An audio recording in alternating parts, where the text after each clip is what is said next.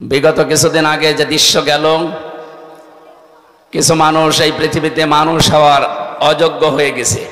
আপনারা জসিম ভাইয়ের নাম শুনছিলেন, পিটিয়ে হত্যা করার পরে তার লাশের উপরে কিছু মানুষ ড্যান্স দিয়েছিল। এরা যে মানুষ না, এটা পৃথিবীতে প্রমাণিত। এই জন্য পৃথিবী তাদেরকে নিষিদ্ধ ঘোষণা অলরেডি করে দিয়েছে। আমরা চাই শুধু এভাবে না, যারা জালিম হবে তাদেরকে এই বাংলাদেশ থেকে চিরতরে আমরা এই জনগণ নিষিদ্ধ করে দেব ইনশাআল্লাহ।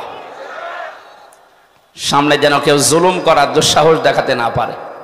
মাঝে মাঝে এই জন্যে তাম পৃথিবী থেকে আওয়াজ পাচ্ছি, ১৫০০ বছর আগে এই পৃথিবীতে আইএমএ জাহিলিয়াত বলে একটা যুগ ছিল।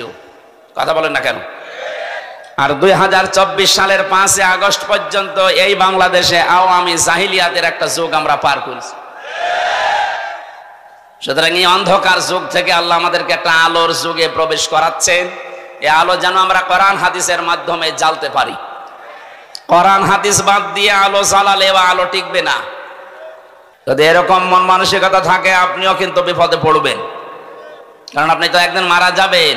হিন্দু হলে নাই আপনাকে পুড়িয়ে ফেলতো, খ্রিস্টান হলে নাই ওইভাবে আপনাকে নিয়ে যেত বিদায় দিতে। আপনি তো মুসলমান দাবি করেন, এখন আপনার জানাজা পড়াবে কে? মৌলবাদী বলে যে গাল দিচ্ছেন।